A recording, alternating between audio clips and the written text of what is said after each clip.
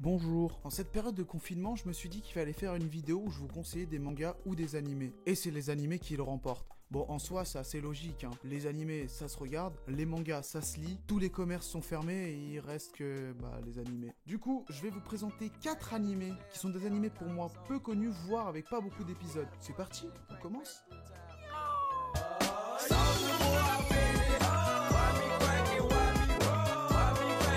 On commence par Monster. Je trouve que Monster, si vous êtes fan de thrillers, de Death Note et autres animés et mangas dans le genre, c'est quelque chose qui peut vous plaire. Monster, c'est quoi? L'histoire se déroule en 1968. Kenzo Tenma est un neurochirurgien avec des compétences hors normes. Il vit en Allemagne et bosse à l'hôpital de Düsseldorf. Il est d'ailleurs fiancé à la fille du directeur de ce même hôpital. Le docteur Tenma avait une belle carrière devant lui. Un beau jour, un ouvrier turc débarque à l'hôpital avec une grosse blessure au crâne. Tenma s'apprête à l'opérer, mais au même moment, un chanteur d'opéra est blessé. Le directeur demande au docteur de s'occuper du chanteur en priorité. Il s'exécute et sauve le chanteur d'opéra. Alors, il sauve le chanteur d'opéra, mais l'ouvrier turc meurt parce que le médecin qui a opéré l'ouvrier turc, il était moins bon que Tenma. Ça fait qu'il meurt. Après cela, Tenma se retrouve nez à nez avec la femme de l'ouvrier. Elle reproche au docteur de ne pas avoir pris en charge son mari alors qu'il était admis à l'hôpital avant ce chanteur. Le docteur Tenma s'effondre psychologiquement. Les dires de la dame a fait que, il a commencé à remettre en doute ses compétences de médecin. Plus tard, la même scène arrive. Un enfant avec une balle logée dans le crâne est admis aux urgences.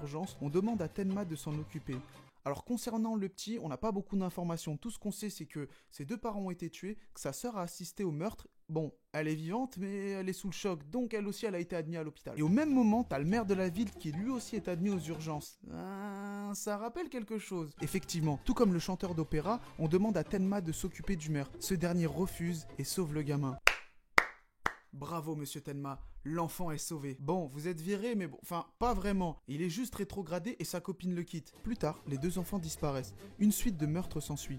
3 hauts responsables de l'hôpital, dont le directeur, le père de l'ex-fiancé de Tenma. Ce qui pousse à croire que Tenma est lié à ces meurtres. Pour le résumer, je m'arrête ici. Parce que si je développe un peu plus, on part sur du spoil. Monster est un seinen en 74 épisodes. L'animation est très propre, simple dans ses dessins et fidèle au manga. J'aime tout particulièrement le développement du Dr Tenma au fil des épisodes. C'est le genre de thriller que vous pouvez apprécier. On va passer à un autre animé. Tobaku Shiroku Kaiji. Putain, c'est compliqué. Bon, en fait, tout simplement Kaiji. C'est un manga / animé qui parle de Ito Kaiji, un jeune japonais qui part vivre à Tokyo après avoir fini ses études dans le but de trouver un emploi stable. Ce dernier échoue et déprime dans son appartement, enchaînant clopes et bière pendant 2 ans. Un beau jour, Kaiji rencontre un mec qui s'appelle Endo, un inconnu qui lui explique que Kaiji lui doit un bon paquet de blé et que pour le rembourser, un choix s'offre à lui. Soit il bosse pendant 10 ans, ou alors il monte à bord d'un casino flottant et doit choper une grosse somme d'argent en une nuit seulement. Kaiji accepte et monte à bord du bateau. Il découvre le casino flottant, les différents jeux, les adversaires et compte empocher le pactole dans cet endroit. L'animé de Kaiji comporte 2 saisons de 26 épisodes. En termes d'animé, c'est un bon animé.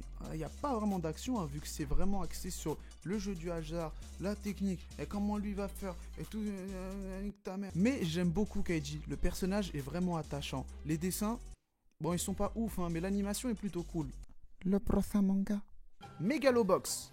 L'histoire se passe dans un Japon futuriste où le Megalobox est un sport populaire, un sport mélangeant boxe et exosquelette. On suit Jungdog qui participe à des combats clandestins parfois arrangés, voire tout le temps en fait, puisque son coach Nambu lui indique quand est-ce qu'il doit perdre le combat. Un jour, Jungdog fait un accident de moto avec Yukiko Shirato, qui est à la tête du groupe Shirato. Ce même groupe supervise le tournoi de Megalonia, le plus grand tournoi de Megalobox. Jungdog se bat avec Yuri, qui est également un Megaloboxer. Yukiko arrête le combat et ils partent. Yuri retrouve Jungdog dans ses fameux combats clandestins. Jungdog souhaite en découdre avec Yuri. Ce dernier lui dit de le retrouver au Megalonia. Mais Jungdog a besoin d'une civilité pour parvenir à ce tournoi. Nambu, son coach, supplie son patron de donner une identité à Jungdog. Ce dernier accepte à une seule condition. Ils n'ont que 3 mois pour parvenir à se hisser au top du classement. Il accepte et Jungdog va boxer sous le nom de Joe.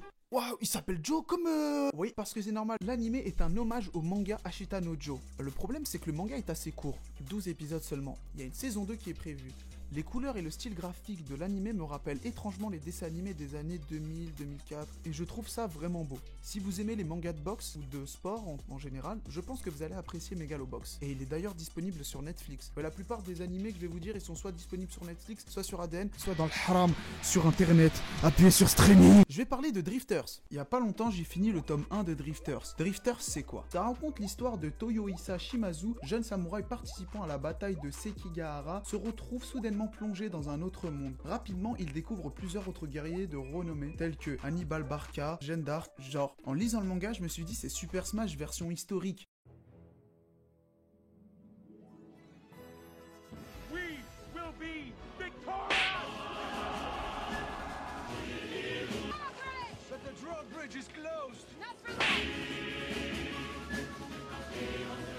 J'ai pas de calvitie, fils de pute. Sur la tombe de mon père, regardez les cheveux. Sur le corps, regardez, j'ai pas de calvitie, regardez bien.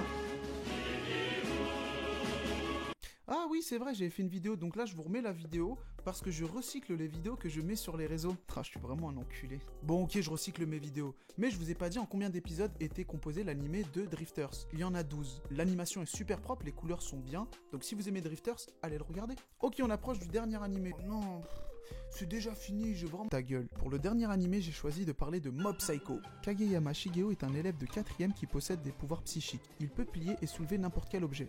Mais il évite d'utiliser ses pouvoirs en public par peur d'infliger des conséquences négatives aux humains normaux. Son objectif est de sortir avec la fille de son collège, Tsubomi.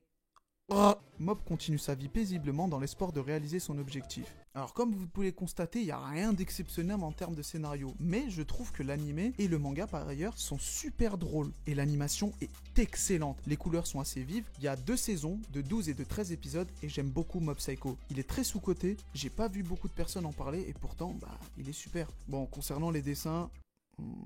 c'est One qui fait ça. Merci à tous d'avoir regardé cette vidéo, j'espère que cela vous aura plu. Pour ma part, moi ça m'a plu. Bref, on se retrouve pour une prochaine vidéo. Salut, matane. Je fais pitié? Ouais.